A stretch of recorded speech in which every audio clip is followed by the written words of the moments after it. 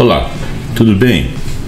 Estamos de volta aqui com o programa Pontuando e hoje nós vamos fazer algumas divagações que a gente quer estudar ou avaliar, analisar a frase o declínio do Ocidente. Está havendo um declínio do Ocidente? Bom, teve um historiador e filósofo alemão chamado Oswald Spengler, que ele escreveu um livro chamado Declínio do Ocidente. Interessante que ele nasceu em 1880 e morreu em 1936. Então, ele escreveu esse livro, vamos dizer, na sua idade adulta, provavelmente por volta de 1900 e alguma coisinha, e ele falava do declínio do Ocidente. Hoje o declínio do Ocidente, ele é muito mais visível da cultura ocidental, do domínio, da hegemonia dos países centrais. Agora, ao longo do texto, nós vamos descobrir, vamos verificar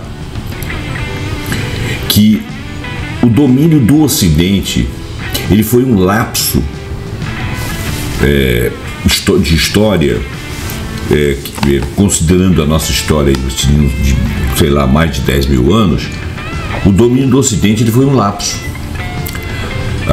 Os países da Ásia, ali, o Oriente Médio, foram muito mais presentes em termos culturais, em termos de centralização de eventos, de histórias, e o Ocidente veio bem depois. E agora a emergência dos países lá daquele lado mostra que realmente foi um lapso histórico. Mas nós nascemos e vivemos e estamos avaliando isso dentro desse lapso histórico. Fica parecendo que sempre foi assim, né? Então, o texto que eu fiz aqui, baseado em várias IAs, em vários textos de autores específicos, dentro e fora das IAs, ele vai falar sobre isso aí. A gente foi atrás do DeepSeek, do Gemini, do GPT e de alguns portais do Michael Hudson, do próprio Michael Hudson, alguns escritos dentro da internet aí que o Google achou do Oliver Sacks, mas pouco, de Jeffrey Sachs, que é outro historiador, economista e tal. Então, o outro autor aí que eu acabei de falar, o Hudson, né? Então, veja bem, a gente quer fazer uma digressão aí mais pro lado da história, mas avaliando algumas outras coisas dentro da geopolítica mundial. Como o texto está muito longo, eu acredito que nós vamos ter que fazer duas partes. Eu vou lê-lo porque ele próprio já é bastante argumentado. Eu não preciso de ficar assim lembrando de coisas para poder exemplificar o texto, exceto se eu quiser fazer algum tipo de comentário. Mas eu acho que os meus comentários normalmente eles são comentários assim que enxertam alguma coisa no texto. Eu acho que aqui não será tão necessário. Mas não vamos falar antes de começar, vamos fazê-lo. Então vamos lá. O declínio do Ocidente, uma crise estrutural ou transformação cultural. Então essa é a primeira colocação. É uma crise estrutural, é uma transformação cultural. Eu acho que são as duas coisas, mas aqui está excludente. A tese do declínio do Ocidente, popularizada por Oswald Spengler, historiador e filósofo alemão, que nasceu em 1880, morreu em 1936, no início do século XX, né? Ressurgiu com força no discurso contemporâneo. No entanto, a análise atual vai além do mero ciclo histórico de ascensão e queda. Aponta para uma conjugação singular de fatores internos e externos que corrói as fundações do projeto ocidental. Este declínio, argumentam alguns, não é meramente geopolítico ou meramente econômico, ele é civilizacional. E quando você fala de civilizacional, você inclui muitas coisas. E muitas coisas aconteceram durante a hegemonia do Ocidente. A história foi célere, como está sendo agora. E esse declínio civilizacional, ele foi alimentado por uma síndrome de patologias sociais, patologias econômicas e patologias demográficas. Qual foi a base estrutural? Bom, a base estrutural, em princípio, segundo o economista Michael Hudson, começa pelo rentismo e pela financiarização. Mas não apenas isso. O economista Michael Hudson é um dos expoentes da crítica ao que ele chama de capitalismo rentista. O mundo ocidental é um mundo eminentemente capitalista, porque ele produziu o capitalismo. Segundo o Michael Hudson, as economias ocidentais, notadamente a dos Estados Unidos da América, transitaram de uma economia produtiva, industrial, para uma economia financiarizada, onde a riqueza é extraída não mais da produção, mas da cobrança de rendas, ou seja, juros, royalties, aluguéis e ganhos financeiros especulativos, ou seja, de coisas que não produzem nada, que são dinheiro sobre dinheiro, juros sobre dinheiro, royalties sobre propriedade intelectual ou propriedade de objetos, de coisas, empresas e ideias, aluguéis de espaços, né, e de outras coisas, né? Ganhos financeiros de aplicações, né? Compra de títulos, etc. Então, esse sistema ele drena recursos de investimento produtivo. Quer dizer, você para a indústria e esse dinheiro que você remunera essas finanças é um dinheiro que remunera dinheiro, não remunera produção. Ele não dá lucro sobre produção. Ele é juros e ganhos e royalties, aluguéis, etc., sobre aplicações.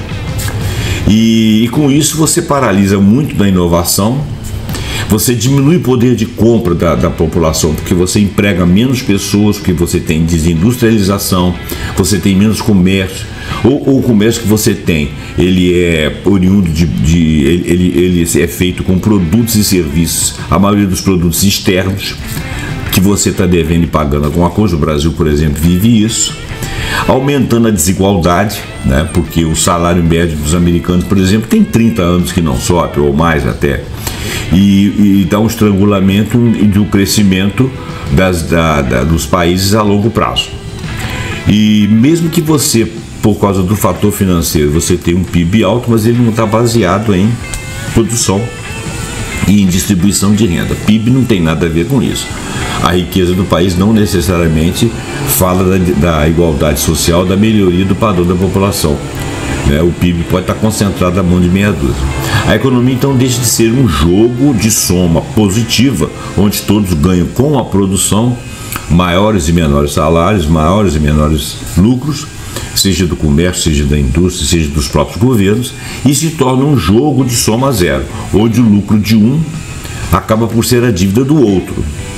Porque quando o camarada ganha royalties ou ele ganha juros sobre alguma coisa, foi da retirada da produção de dívida de governos e pessoas que compõem o orçamento desses governos. Então esse é o cerne estrutural do declínio, um sistema que privilegia a extração de valor sobre a sua criação. Muito bem. E o que é pior, ele extrai muito valor dessa criação. E vai chegar um momento em que você não vai ter mais nenhuma. Aí você não vai ter como extrair. Então, quais seriam as hemorragias geopolíticas e quais seriam as hemorragias geográficas? Olha, dois fenômenos correlatos aceleram a crise: as guerras excessivas, as dinâmicas populacionais. São duas coisas. Do ponto de vista geopolítico, a insistência em uma agenda de intervenções militares, guerras infinitas, analisadas por estrategistas como John Mearsheimer, que é um cientista político estudioso de relações internacionais, que nasceu em 1947, ainda está vivo. Ele consumiu essas intervenções militares, guerras infinitas, consumiram trilhões de dólares que poderiam ter sido investidos em infraestrutura, educação e saúde. Agora, veja bem, esses trilhões de dólares na indústria armamentista garantiu lucro para meia dúzia de produtores, endividamento do Estado e o pagamento pelo Estado para essas empresas militares e estrategistas. Quando se está pagando por dívidas e por guerras, está se pagando por esforço de guerra. Todo o resto fica fora do esforço. Em outras palavras, você você privilegia aquele setor. Então, esses trilhões de dólares gastos, por exemplo, em guerras, os americanos, por exemplo, lá no Afeganistão, ou no Iraque, ou seja lá onde for, ou nessas não sei quantas mil bases que eles têm no mundo todo, com uniformes, com soldados, com porta-aviões, com produção de tecnologia, sempre tentando se superar os seus concorrentes ou os seus inimigos, pretensos inimigos, seja lá o que for. Isso aí é dinheiro que não foi aplicado em infraestrutura, por exemplo, estrada, saneamento, educação da população, saúde, né? Ou se você ficar doente hoje em dia na América do Norte, não digo nos países centrais da Europa, mas na América do Norte você está endividado. Agora, de qualquer maneira, a saúde vem sendo precarizada e a educação, as universidades e as infraestruturas também na Europa, porque a Europa abriu mão do estado de bem-estar social e começou a vassalagem, cedendo a todas as animosidades que os americanos, né, do norte criaram, e inclusive investindo e pagando lá os seus tributos lá para manter a famosa defesa do Atlântico Norte, a tal OTAN. Então, financiaram também a indústria de guerra. Não para si próprio. E agora estão com a proposta de fazê-lo para si mesmo, porque só vem uma forma de criar algum tipo de valor, que é produzindo armas, e a população que vai pagar. Então vai diminuir mais ainda a investimento em infraestrutura, investimento nas educações, na educação básica, mediana e universitária, e na saúde. Inclusive as aposentadorias já sofreram baques em vários lugares do mundo, porque as sociedades centrais, as sociedades dos países centrais estão ficando velhas. E nem todos têm um plano de saúde, como o plano de previdência, como o Brasil teve, e que foi desbaratado agora pela sua excelência, esses dois últimos presidentes aí antes do atual, e que previa aportes financeiros de outras áreas, inclusive de exportação, inclusive de loterias. Eles lá não têm isso aí. Lá é muito do que o Estado paga, do que as empresas pagam e do que a própria pessoa paga. E se eles estão desindustrializados, eles estão desempregados, você tem menos aporte. E se eles estão, além de tudo, envelhecidos, fizeram essas reformas da Previdência. Quer dizer, é menos dinheiro para a Previdência. Quem é que vai bancar a Previdência? Ninguém. Vai diminuir aquilo que vai ser o que vai ser pago ao nacional pelos inativos. Os inativos são poucos. Então, a coisa vai complicando. É nisso que eles estão perdendo. São as chamadas guerras infinitas e a questão demográfica, porque se eles tivessem bastante gente trabalhando ou bastante gente evoluindo, eles iam ter que arrumar um jeito de empregar essas pessoas, e havia uma pressão social, eles iam ter capacidade de trabalho, havia criatividade, as pessoas iam querer criar coisas, ou não sair de lá. Bom, paralelamente a isso ocorre uma dupla hemorragia, que é a hemorragia demográfica. Ela por si só já é dupla, né? Porque você tem a questão das guerras, a questão demográfica, mas a questão da hemorragia demográfica, ela também é dupla. Internamente, a diminuição da natalidade, impulsionada pela urbanização, pelo custo de vida, pela mudança dos papéis da mulher, coloca em xeque a sustentabilidade dos sistemas de previdência, já falei, e o tamanho do mercado consumidor, né? Você acaba por ter um mercado menor, uma vez que você tem pouca gente trabalhando e pouca gente ganhando. Externamente, as migrações em massa para os territórios ocidentais, fugindo dos conflitos e da miséria, são uma resposta demográfica à economia e econômica a esse vazio. Em outras palavras, ele não disse isso, mas é o seguinte: por que os países que anteriormente eram dominados por esses países centrais têm a saída dos seus migrantes por ocasiões de guerras, essas coisas, para os países centrais? Porque é o norte deles. Quando eles foram dominados por tanto tempo, a tendência é eles acharem que aquela que era a matriz é que seria o lugar rico, né, que pudesse recebê-los. E não é assim que funciona, né? Bom, então, fugindo de conflitos. No entanto, a integração cultural nem sempre é bem sucedida. Aliás, quase nunca é bem sucedida, né? Gerando tensões sociais, questionamentos identitários que fragmentam o tecido social e alimentam movimentos políticos reacionários. Porque os movimentos de ultradireita começam a dizer que o problema central do país não são todos esse conjunto de coisas que está aí, é apenas um migrante que está ali tirando um naco daquilo que seria a riqueza daqueles países. E, na verdade, não é por aí. É claro que eles estão ali sofrendo e ajudando a complicar a coisa, mas eles estão apenas ajudando, não são os causadores. Eles são até mais vítimas do que causadores de problemas. Para Jeffrey Sachs, que é um outro chamado economista, e ele também fala do declínio do Ocidente. Cuidado que eu falei de Oliver Sacks e Jeffrey Sachs. Jeffrey Sachs é uma outra pessoa. O declínio do Ocidente não é um colapso, mas ele é inevitável, porque vai haver um reequilíbrio histórico na economia global marcado pelo retorno da Ásia, liderado pela China, ao seu papel central. Eu vou lembrar aqui, fazendo um adendo, que a China foi destruída pelas duas guerras do ópio no final do século XIX, porque a China era uma potência onde naquele século ela era o primeiro PIB do mundo. E por ser uma potência, ela não dependia de comprar nada da Inglaterra, ela não precisava de comprar nem mesmo o tal de ópio, ela não queria o corredor de ópio passando por ali para poder chegar até a China, ela não queria ser mercado consumidor para o Ocidente e ela não gostava do estrangeiro lá dentro. Ela gostava sim de fazer a sua rota da seda e vender para todos os lugares do mundo, não necessariamente para o Ocidente, mas também o Ocidente. E o Império Britânico queria dominá-los, queria que eles fossem consumidores, não queria que eles fossem concorrentes ou que eles fossem independentes daquilo que o Império Britânico produzia. O Império Britânico queria ser de fato um império, já dominava a Índia, já dominava uma série de lugares, queria dominar ali.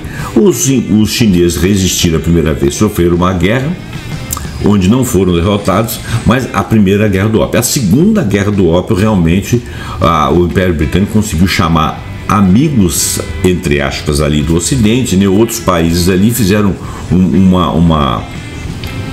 fizeram um bloqueio por mar e terra, acho que por mar principalmente, mas por mar e terra, e conseguiram acabar com a China, dividir a China.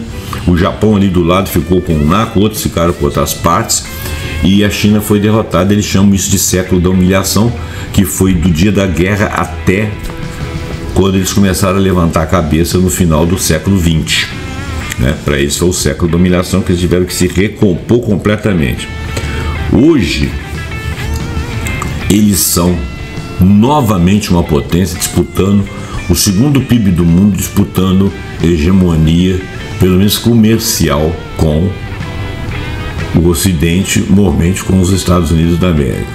Agora, eles não são militaristas, eles não são expansionistas, a questão deles é vender, é ganhar dinheiro. E eles estão conseguindo. E a tecnologia deles está começando a superar o Ocidente. Eles ainda não têm o maior exército, eles ainda não têm. Eles têm muita tecnologia por artefatos militares, mas eles não têm muitos artefatos militares para ombrear com os Estados Unidos, mas tudo é uma questão de tempo. Né?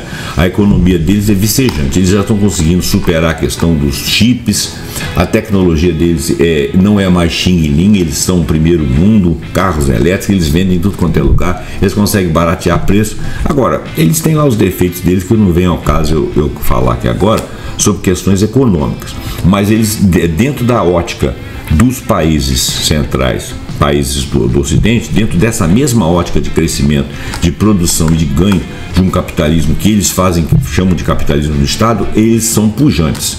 Se isso aí é uma coisa que não vai ajudar o mundo lá na frente, é uma outra visão. Mas nesse momento eles estão ali começando a fazer sombra nessa hegemonia central. E é disso que nós estamos falando. Então, o Jeffrey Sachs fala desse declínio. Ele não é um colapso, ou seja, a coisa caiu, ruiu como se fosse uma implosão. Não. Ele é uma inevitável questão histórica de reequilíbrio da economia global que iria acabar acontecendo. Porque você conseguiu calar o chinês e deixá-lo de pátria à Ásia, né? Durante um século. Mas eles historicamente sempre estiveram por aí, sempre foram em boa parte, donos da história. A patologia social é a exaustão, a anomia, a queda da libido. Isso também está acontecendo aqui no Ocidente, não, porque nós somos chamados sul global. Mas a gente tem sempre o fito, né, no Ocidente. A gente vive como se fôssemos parte nós estamos sob o domínio e a égide do governo americano, ainda nós aqui no Brasil. Mas o sul global, de uma maneira geral, não estaria, né? Mas no Ocidente está acontecendo isso aí. Enquanto os macroeconomistas focam no rentismo, focam os cientistas sociais e médicos, como o Oliver Sacks, que não tem nada a ver com Jeffrey Sachs. O Oliver Sacks é um neurologista que viveu entre 1933 e 2015, e outros ensaístas apontam para uma patologia social profunda. Quer dizer, não é só uma questão econômica. A sociedade ocidental contemporânea ela vem marcada pela perseguição de uma performance normativa exaustiva, pessoal, particular, né, que foi instigada aí por essas big techs e uma modificação nos parâmetros, que antigamente você tinha uma sociedade hierarquizada, a sociedade do comando. Hoje em dia esse comando está introjetado e as pessoas se obrigam e são escravas de si próprias, e elas querem ser produtivas. Como o mercado aqui dentro, a capacidade de produção aqui dentro está difícil de você conseguir emprego e trabalho e prestar serviço a quem que está aqui para você prestar serviço, você acaba ficando um cachorro correndo atrás do rabo, né? Você está sempre falando eles estão sempre falando de empreender, ainda aparece um milhão de startups, mas a cada 100 startups que aparecem, 99 fecham, porque as ideias elas vão mudando muito rapidamente. O nosso mundo está muito digital, a concorrência está muito grande e todo mundo está com muita necessidade, não existe uma estabilidade. Então, isso aí dá uma exaustão, uma patologia social. A sociedade ocidental contemporânea ela tem sido marcada pela perseguição dessa performance normativa exaustiva, e a pressão para ser bem sucedido profissionalmente, fisicamente atraente e emocionalmente estável e socialmente ativo gera uma epidemia de burnout, que tudo que você faz cai em água, um ou outro consegue uma posição. Então isso gera ansiedade, e falam que esse século é o século da depressão. Talvez aqui no Ocidente seja verdade, mas a gente tem que olhar o mundo todo, né? Essa exaustão tem consequências íntimas e demográficas diretas. O excesso de trabalho, a conectividade constante deixa um pouco espaço para um ócio criativo, onde as pessoas possam imaginar um outro tipo de sociedade, e para a construção de relações pessoais significativas, inclusive íntimas. A ausência de sexo e a queda da libido, que já estão documentadas em estudos populacionais, não do mundo inteiro, mas nas últimas gerações, nos últimos anos, são sintomas desse cansaço profundo, e isso é constatável. Alguns estudos têm demonstrado. Não é aquilo que nós falamos nos programas de ontem e anteontem, que nós falamos de apagão sexual, não é exatamente isso que está acontecendo. Aquilo ali são outras normatividades, são outros processos civilizacionais em que as pessoas estão se modificando a sua forma de interagir, mas existe um cansaço, uma depressão, uma perda de libido, sim, em função dessas dificuldades que o Ocidente está passando por elas. Não é mundial, mas é bem localizada, né? Então,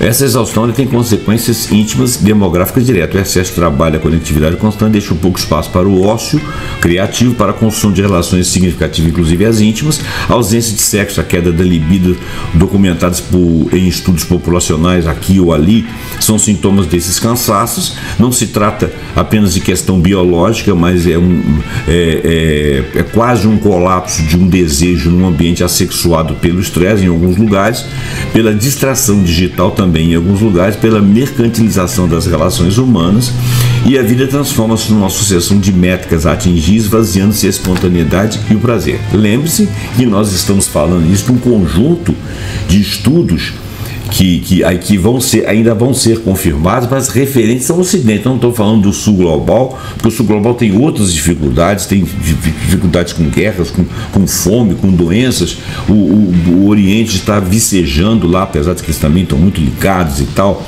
e estão se relacionando menos, mas as causas são diferentes. Uma coisa é o estresse daqui, outra coisa é a falta de tempo de lá. São coisas diferentes, então não dá para botar tudo no mesmo balaio. O que seria o contraditório? O contraditório é a seguinte pergunta: declínio de quê? O que está declinando? Bom, nós já falamos lá que é uma questão civilizacional. O Jeffrey Sachs acha que é uma questão civilizacional. E o Hudson também. Vamos lá, aqui reside o núcleo do nosso debate. Esse declínio do Ocidente é um formato específico de cultura ocidental que já não consegue se impor globalmente? Talvez seja essa uma verdade. Ou esse declínio seja um conjunto de normas e técnicas e formas de ser da nossa civilização que entrou em conflito e está ruindo. O que é isso? Bom, primeiro, a resiliência dos valores fundamentais. O contraditório aqui, aquele que contraria, que não está dizendo, que não sabe se tem declínio, está discutindo se a palavra certa é declínio, ele argumenta que o que vemos não é um declínio necessariamente, mas uma natural transformação. Valores centrais do iluminismo, do iluminismo dos séculos para trás aí, a democracia liberal, os direitos humanos, a liberdade de expressão, permanecem poderosos e aspiracionais globalmente. Quer dizer, as descobertas, a inteligência, os valores do iluminismo e tudo, claro que tem coisa ruim, mas as coisas boas ainda são aspirações do mundo, né? A crise atual seria um ajuste doloroso para uma nova ordem multipolar, onde o Ocidente vem a partilhar o palco, mas não quer abandoná-lo e não quer perder a hegemonia. E com relação à hegemonia, está havendo sim um declínio, né? Partilha esse palco, mas contra a sua vontade. Porque ele não é, o Ocidente, os países ali centrais, chamados centrais, não é mais o principal protagonista ou o ator em cena com capacidade de mudar as coisas com suas ideias. Eles criam algo e alguém vem lá e cria algo melhor ou pelo menos diferente. Segundo, inovação como antídoto.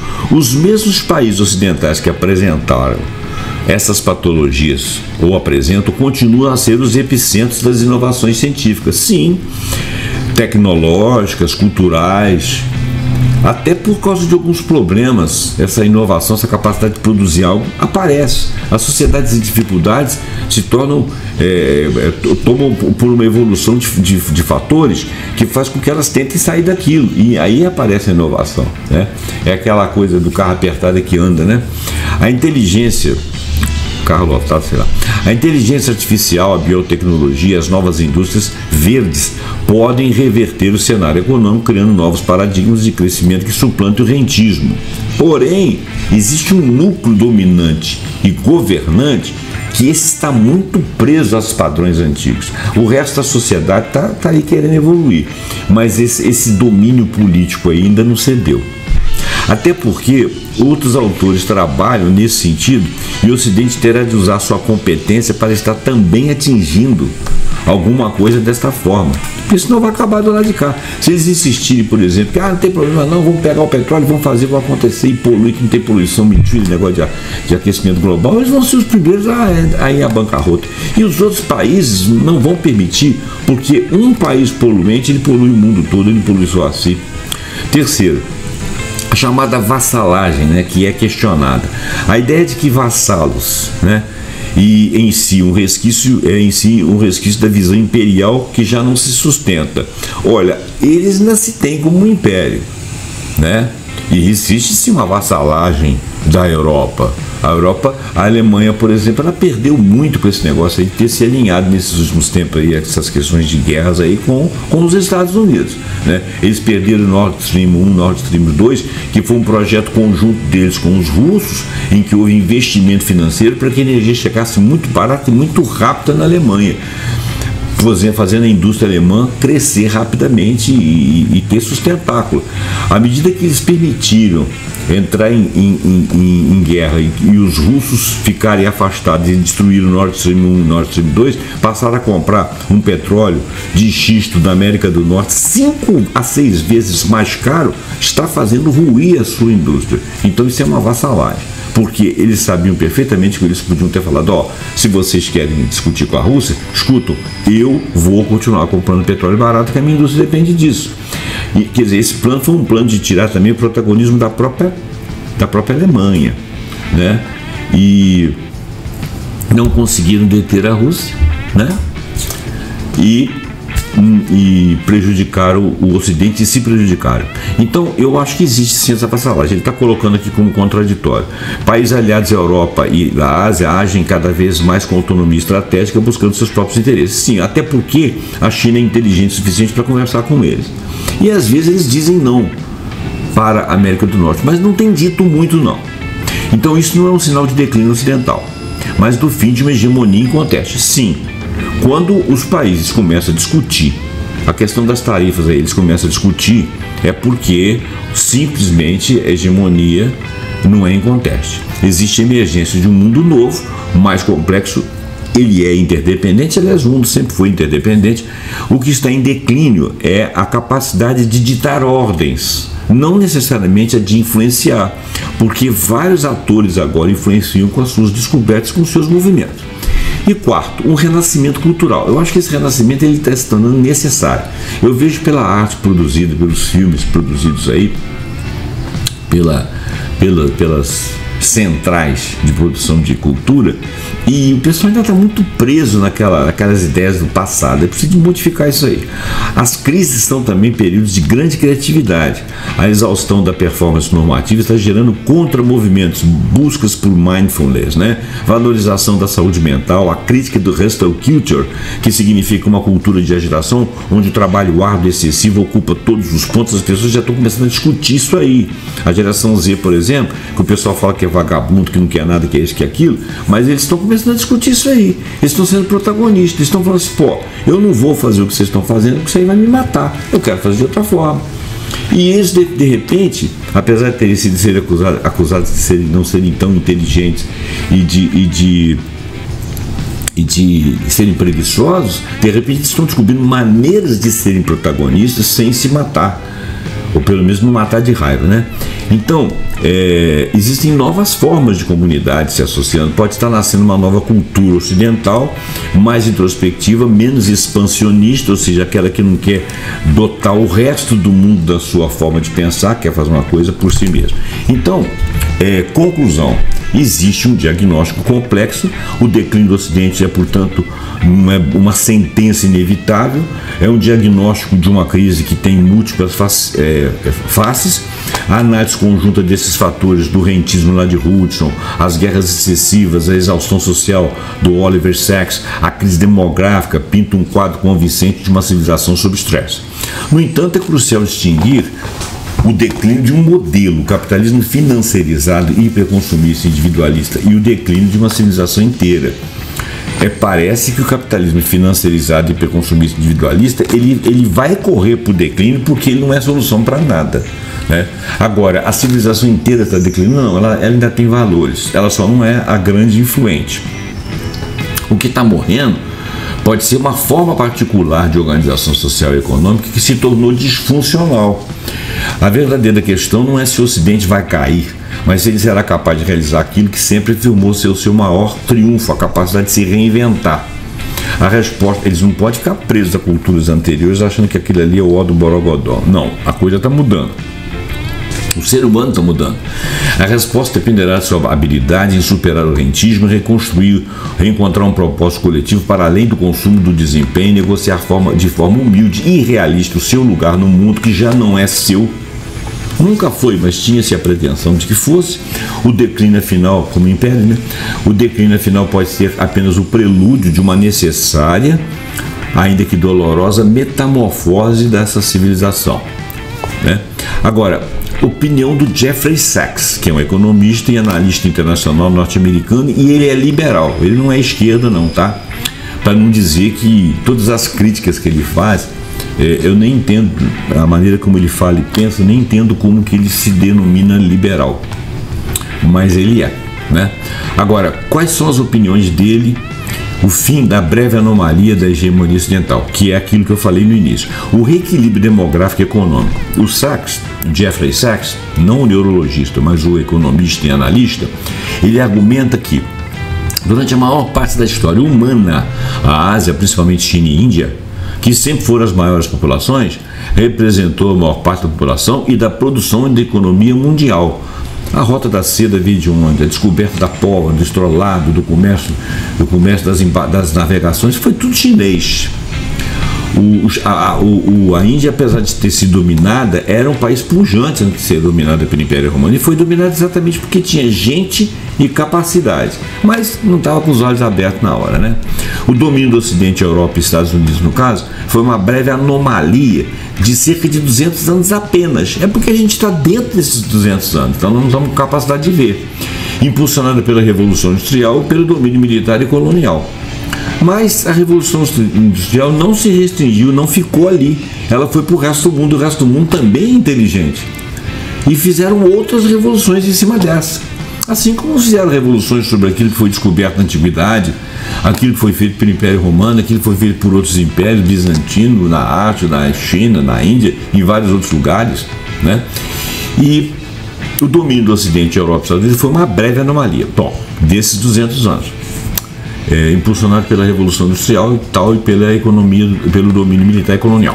Retorno ao padrão. Então, a ascensão da China e de outras economias asiáticas, desde a segunda metade do século XX, é, portanto, um retorno à norma histórica, corrigindo um desequilíbrio profundo que começou por volta de 1800. Né? A ilusão de superioridade e o perigo americano do norte, né? Primeiro, a arrogância ocidental. O principal fator que agrava a transição é a arrogância e a miopia dos líderes ocidentais, especialmente nos Estados Unidos da América, porque eles se recusam a aceitar o reequilíbrio, sustentando a ilusão de que eles têm uma superioridade ocidental como inata, ou seja, baseada em valores e ideologia, e que, além dessa superioridade ser inata, ela é eterna, e não é verdade.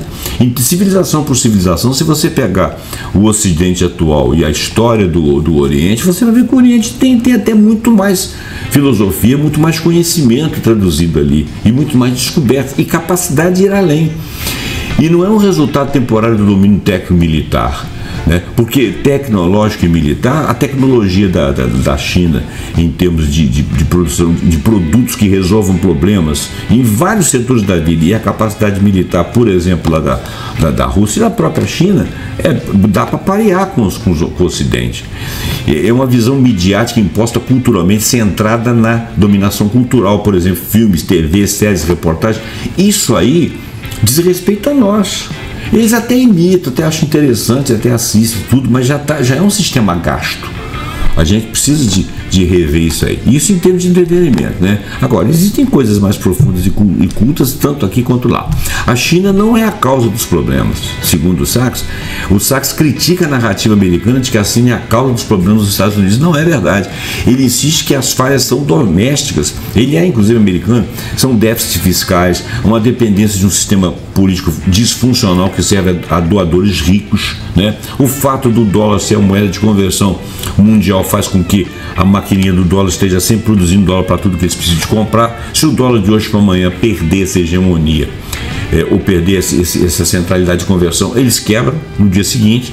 Então, a China não é uma ameaça, mas sim um país que tirou centenas de milhões de pessoas da pobreza através do seu desenvolvimento, e que está se desenvolvendo e está pouco se lixando. Os americanos estão ficando com raiva e não pretendem guerrear com eles de forma nenhuma.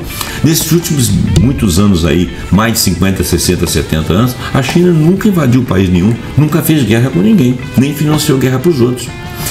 A política externa é perigosa. O medo do declínio dos Estados Unidos e adotar uma política de contenção, ou seja, fazer sanções, tarifaços que esse bobão tem feito aí, expansão da OTAN, que é uma bobagem, porque a OTAN ela é uma organização de defesa. Defesa contra quem, se ninguém quer atacar necessariamente o Ocidente, né? O mandatário lá do país escandinavo, eslavo lá, né? Ele disse que nós não queremos invadir a Europa, vocês não têm nada que nós queremos, né? A riqueza está toda em nosso território, e é verdade, né? Território imenso lá. Estou tentando falar muitos nomes aqui, né? Para não entrar em problema aí com o YouTube, né? Então, o medo do declínio dos Estados Unidos leva eles a adotarem uma política de contenção, sanções contra países, tarifas, expansão da OTAN, confrontação com a China e com a Rússia, né? Os eslavos lá, que ele considera destrutiva. O Sachs considera inviável e, em alguns momentos, num nível de provocação que está louca, né? A necessidade é de um multilateralismo e de cooperação. Os Estados Unidos têm que baixar a bolinha, o Ocidente tem que baixar a bolinha e entrar na mesa de negociação com mais um e não como mandatário, como único. O futuro multipolar é multipolar. O mundo não será unipolar liderado pelos Estados Unidos da América, nem necessariamente bipolar liderado pelos Estados Unidos versus China. Não será assim. A tendência é a emergência de um mundo multipolar onde os BRICS desempenham um papel crescente. A ideia dos BRICS foi muito interessante, né? E muitos países agora fazem parte dos BRICS.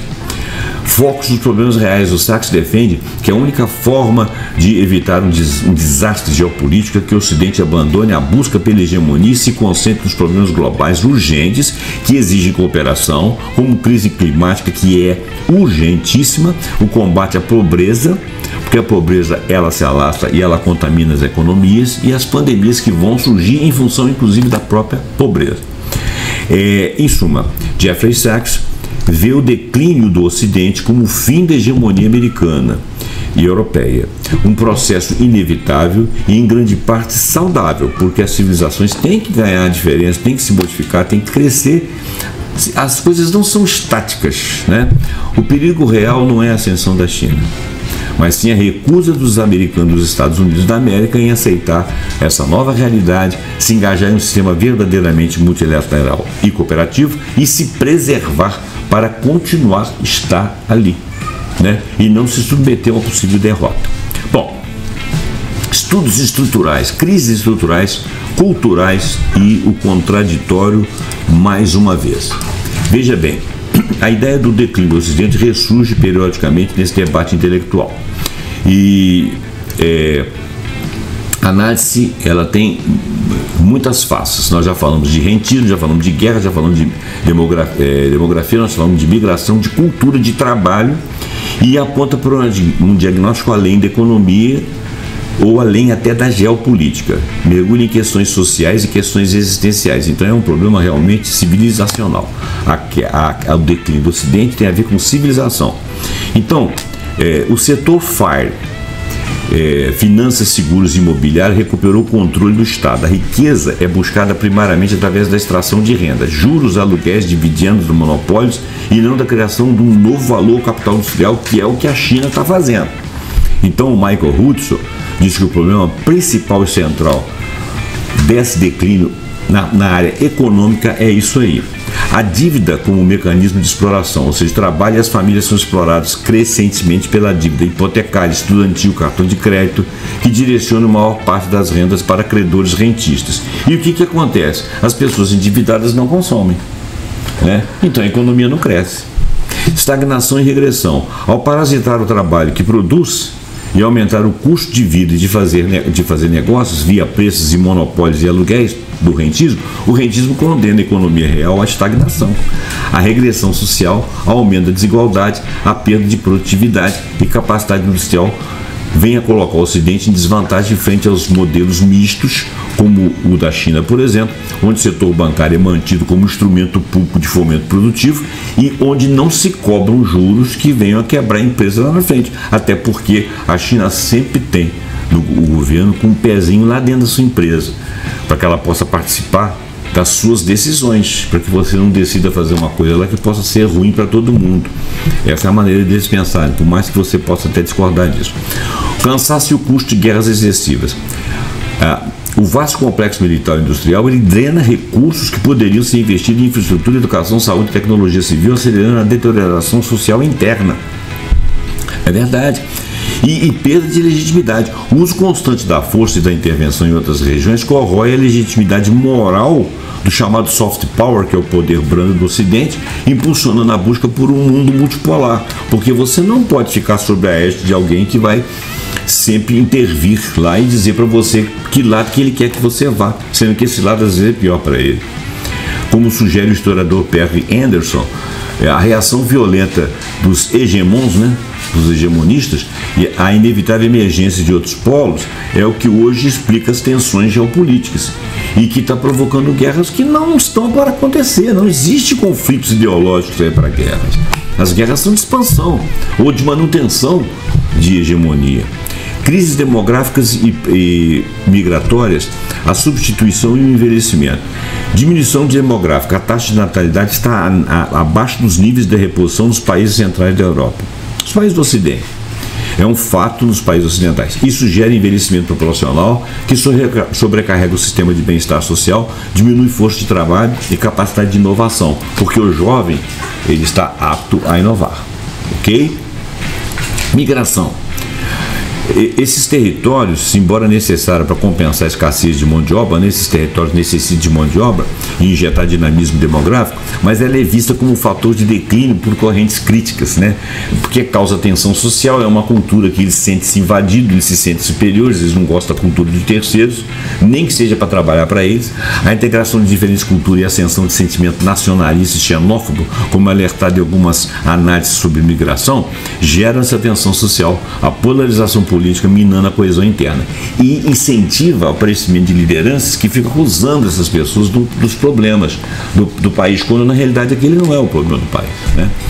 Substituição cultural. Para alguns ensaístas, a migração em massa aliada à baixa natalidade dos nacionais representa uma perda de identidade cultural. Eles temem isso, que a cultura ocidental no território deles deve ser majoritária, acelerando um declínio civilizacional. Por exemplo, uma família que saiu lá da África ou que saiu lá do Oriente Médio, países em guerra, árabes ou não árabes, eles produzem 4, 5, 6 filhos por casais. E o casal nacional não produz nenhum. Às vezes nem é casal, às vezes nem casa. Então, isso pode dar uma substituição cultural. Crises existenciais, a questão da libido, do trabalho, da performance exaustiva. É a sociedade do desempenho, que nós já cansamos de falar aqui, que descreve a sociedade como uma sociedade do desempenho, aquela que tem exaustão constante, sente o burnout, que é uma performance normativa que não é atingível, né? Esse excesso de trabalho, essa obtenção pela produtividade, sufoca o espaço para viver, para contemplar e para desejar. E a libido vem do desejo. Então isso cria um fenômeno de apatia. A queda da libido, a ausência de sexo pode ser lidas como sintomas dessa exaustão, uma apatia gerada por uma vida ditada pelo desempenho, pela ansiedade do consumo, onde o afeto e a intimidade se tornam mais uma tarefa a cumprir e não uma tarefa natural de se desejar. A perspectiva de Oliver Sacks, aí já eu estou falando do neurologista, embora focada na neurologia, ele ressoa como essa crise. Ao descrever a perda da imagem corporal ou a dificuldade de sentir o próprio corpo, ele toca na desconexão entre o indivíduo e a sua experiência vital, a sua essência. Isso é uma metáfora da, entre aspas, desencarnação cultural e social no mundo moderno. É como se ele estivesse abandonando o barco da existência, né? Então, o declínio do Ocidente ou é o declínio de uma cultura específica onde eles estão perdidos? Esse é o cerne do debate. Os críticos do declínio argumentam que houve um declínio da hegemonia, o Ocidente, como entidade civilizacional, só consegue exercer uma hegemonia política, militar e econômica, mesmo assim dos Estados Unidos da América e dos seus vassalos europeus, o chamado Ocidente político, e essa hegemonia está em franca queda. A tensão cultural, a transição cultural, a cultura ocidental, eurocêntrica, patriarcal, etc., está se fragmentando e sendo substituída por novas formas multiculturais, mais inclusivas, menos rígidas. Um declínio é um colapso dessa cultura hegemônica, mas não da capacidade de vir a inovar, da sociedade do próprio Ocidente, que pode se reinventar. O problema é que ele precisaria de ter mais jovens, porque os jovens são os principais inovadores, né, nas relações historicamente assim. E a resiliência histórica, como aponta o ensaísta Paulo Nogueira Batista Júnior, o Ocidente já foi declarado em declínio várias vezes. Por exemplo, o Oswald Spengler no início do século XX, mas mostrou uma resiliência notável. Então as crises são parte do seu ciclo. O que o Ocidente vai fazer é o seguinte: ele vai continuar sendo atuante, ele vai se reinventar de alguma forma, mas ele tem que fazer parte. Ele não pode achar que ele é o ó do Borogodó, né? Que ele é o grande hegemon de sempre, né? O contraditório é a visão da resiliência. O cenário em declínio não é aceito por todos, né? O Ocidente, liderado pelos Estados Unidos da América, mantém forte liderança em inovação de ponta, biotecnologia, o setor aeroespacial, a atratividade de suas universidades, ainda centros de pesquisa, apesar de que tem uns caras que estão acabando com isso, né? O soft power deles, a cultura popular ocidental, o cinema, a música, marcas, que eles estão precisando de reinventar, fazer coisas melhores, mas eles ainda têm, apesar dos revés, eles ainda têm essa capacidade. A adaptação ao capitalismo, alguns economistas argumentam que o capitalismo rentíssimo é uma fase adaptativa e que o sistema tem capacidade de gerar um novo ciclo de produtividade, por exemplo, via capitalismo da vigilância. Não sei se eu concordo com isso, é a opinião de alguns, talvez do Jeffrey Sachs, talvez do Hudson, não sei, porque esses caras são neoliberais, né? Eu não vou discutir aqui questão de conduta econômica. Conclusão: o declínio do Ocidente parece ter de fato o declínio do formato de uma cultura ocidental hegemônica e de um modelo econômico, o chamado rentismo, que nesse momento é um problema central. As crises apontadas pelo usuário, que no caso porque eu que fiz a pergunta, do parasita financeiro de Hudson, a exaustão existencial do Byung-Chul Han, passando pelo peso da dívida das guerras, atuam como um laço de forças que minam a capacidade do Ocidente de ser o motor do desenvolvimento global. Mas ele não é o único que seria, ele seria uma engrenagem de um outro motor que teria mais de um participante. Chineses, coreanos, vietnamitas, pessoal lá da África que está emergindo agora, o próprio Ocidente, o Sul Global, o Brasil, a América Latina, né? E então a questão não é se o Ocidente desaparecerá. Óbvio que não. Ele tem história, ele não vai desaparecer. Mas se ele conseguirá refundar seu modelo econômico, ele vai refundar sim o modelo econômico, livre desse rentismo, e vai revalorizar a vida, o bem-estar social, livre da performance exaustiva, para manter sua reverência e sua relevância num mundo multipolar, onde ele será uma parte do todo e não a parte principal. Bom, no segundo momento, no segundo programa, nós vamos falar desse rentismo ocidental e vamos falar da ascensão da China. E vamos nos basear, em princípio, muito nas análises de Michael Hudson, mas não apenas, tá? Esse será o próximo programa, ok? Eu agradeço pela sua atenção, espero que você deixe seu comentário, deixe seu like, passe esse programa para frente para mais pessoas poderem conversar aqui conosco e fazer o canal engajar. Esse trabalho que eu fiz aqui não é nenhum documento, ele não é nenhum documento histórico, mas ele é uma visita à história atual das nossas civilizações, com todas as interrogações, todas as perguntas que a gente possa fazer, tá? Então, por causa disso, eu peço que você deixe seu like, deixe seu comentário, compartilhe o vídeo, assine o nosso canal se você for novo por aqui e até o próximo programa pontuando com algum assunto que nós acharmos muito interessante. Muito obrigado, até lá.